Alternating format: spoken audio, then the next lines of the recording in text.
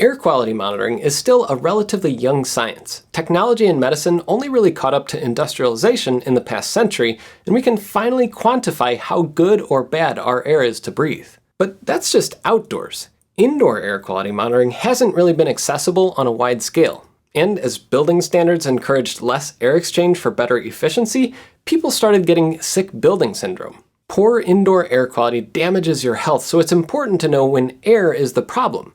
And regardless if the problem's a lack of ventilation, smoke from wildfires, or industrial pollution, it's still your health that takes a hit. Monitoring for particulate levels and carbon dioxide is much more affordable today with sensors coming down in price. But most devices like this AirThings cost hundreds of dollars, and they're tied to an app and cloud service. That means if you buy this thing, you're tied to AirThings unless you buy all new hardware. And you don't get full ownership of your data either. It all gets sent to the cloud, and hopefully AirThings never gets hacked or decides to stop supporting your device. I was happy to learn about AirGradient a couple years back, and I've been running 2 of their DIY kits in my home for over 2 years now. They've worked great, and I flashed my own ESP home configuration on them so I can tie them into my local home assistant. Since that time, AirGradient's released 2 new devices. They have this new AirGradient DIY Pro, which looks 1,000 times better and fixes a few of the issues with the original version, like the position of the temperature sensor. They also launched the Open Air for monitoring outdoor air quality. My dad wanted to monitor the air in the old building he manages, and he actually had one AirThings sensor already, so I talked to AirGradient and they said they'd send over kits for us to test out. He's been using the kits for a few months now, so I wanted to ask him about it and about his experience with air quality in different office buildings. So as somebody who's managed buildings where people work many hours a day, do you think monitoring air quality is something important for a place where people are? Yeah, I think it's something awesome to monitor the air quality. I've been in buildings that were built in the 60s, and they had their humidifying systems and so forth were kind of maintained at that level. And other buildings that were built in the 2010s, 2015, and their air handling systems are very different. And one of the things you want to know is if an employee is getting sick and complaining about, I feel cold, I feel sweaty, or whatever it is, like these boxes can tell you what an area is like and help you monitor it before the employees hopefully would come up with any kind of issues or symptoms or anything. So I love data. You love data too, probably, but yes, I love the data. And I hear that in Belgium they're actually requiring any new building to have CO2 and I believe PM2.5 monitoring inside the building in all the spaces where employees are. Do you think that's something the U.S. and other countries should pursue as a requirement? As a requirement, we should be kind of excited, right, to have the ability to do this, but as a requirement, it almost, I wonder if it's telling you that you're not doing a good job or not. And the other thing is it begs for regulation and lawsuits and things like that in a way that you wouldn't want. Like you don't want to create a condition that makes people not want them. You want the data to be out there. So I would say the coolest builders will probably put stuff like this in, or at least area where they can monitor it. Like you got to have power to these systems, and maybe it's a 5-year lithium battery for each one, and you can stick them wherever you want, and they're wireless. More likely, most people like to go with wired, so I think making the facilities ready to have it and then making them have it is only going to be a plus for everyone. I mean, I as a manager of space in a building, that whole world about is any particular place in this space not good, or is it something I could just make better? Can I circulate air? Is it that simple? Do I have to get some kind of moisture reducing things going on? I mean, it's all good stuff. Each one is a little different. They have the AirGradient Pro, I guess, the one that you just were seeing, yes, and this one over here. Yes. How easy were they to get set up and running? We went right to the website to get the instructions, and it's very easy. When you get the board, you get the board and the case and the housing, and you could put them together pretty quickly. That's what I did with the Flat Pros. It's like a Lego kit. Yes, you stick them together and then plug it in. The only thing I would say, there was one part that I could plug in both ways, and you know my rule on that. It's like, you should not be able to do that. You're just asking for trouble. Yeah. So that's the only thing I might tip back to the guys who make the product. Key your connectors, or make a 3-pin and a 5-pin, or put a dummy pin in. It'd be great. And then is the AirGradient dashboard easy to use? I think you're using that, right? I'm using the dashboard. Because at home, I'm using the Home Assistant. Yeah. And I have mine piped into that. What do you think of the AirGradient dashboard? Can you show it to me? Yeah, so this is the AirGradient dashboard. What are there any parts of it that are annoying to you, or is it really helpful information? Well, I think it's adequate. Like, it does what you need, and you can see the information you want, but it's not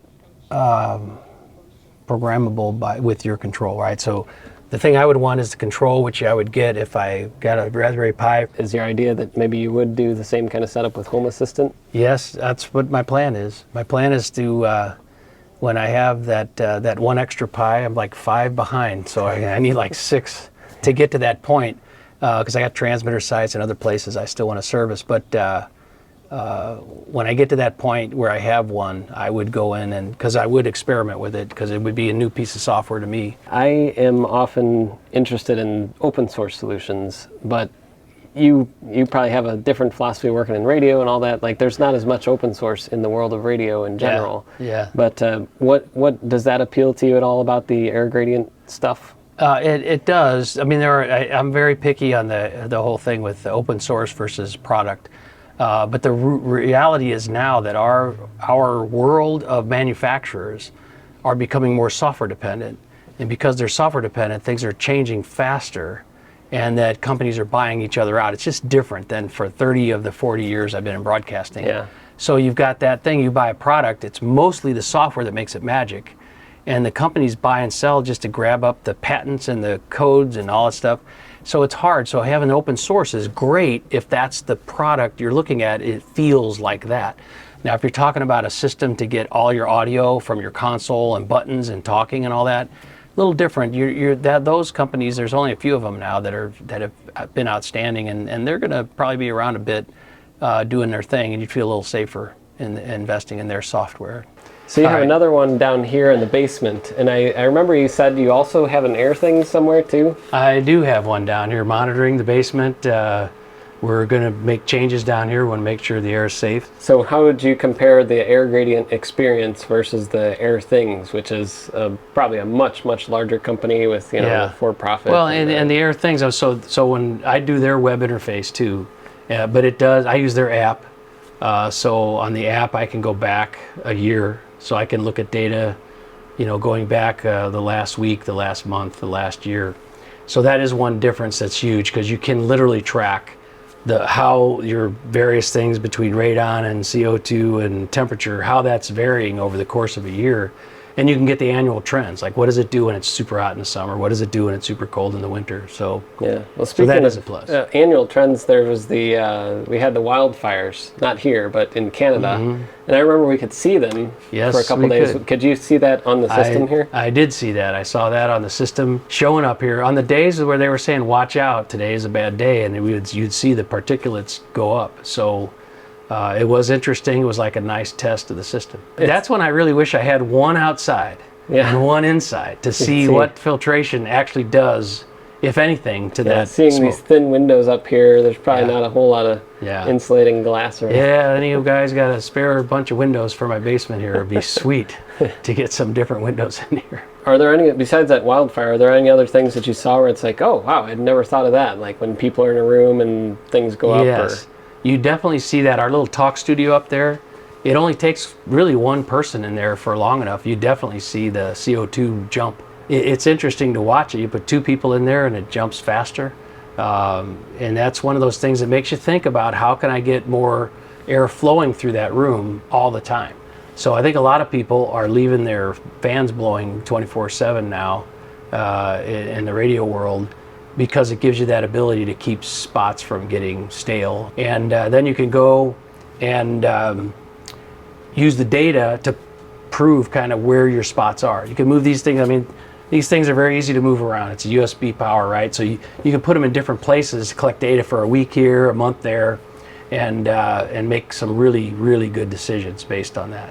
Are there any other things you would think about, like, oh, I would do this differently if I was building a new studio today? Yeah, well, and I think it's long been done, but I think the first thing you'd look at, especially like I've got a building here, is probably built in the 1940s or early 50s, but I would look at the way to exchange air, get fresh air in and put stale air out or move air out, And almost every building built probably since 2005 or something probably has fresh air something.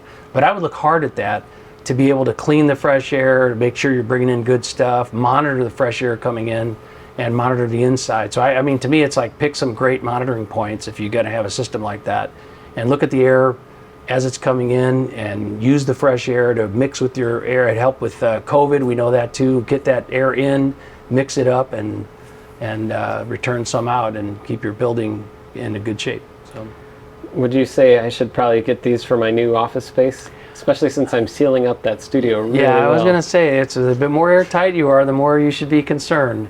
Your brother Joel's house, man, it got like 12-inch thick walls up there in minus 12 degree land. His system, he has a system where it takes the air in and out, heats it if it has to, you know, because that air, cold air coming in is hard to hide, and it can freeze.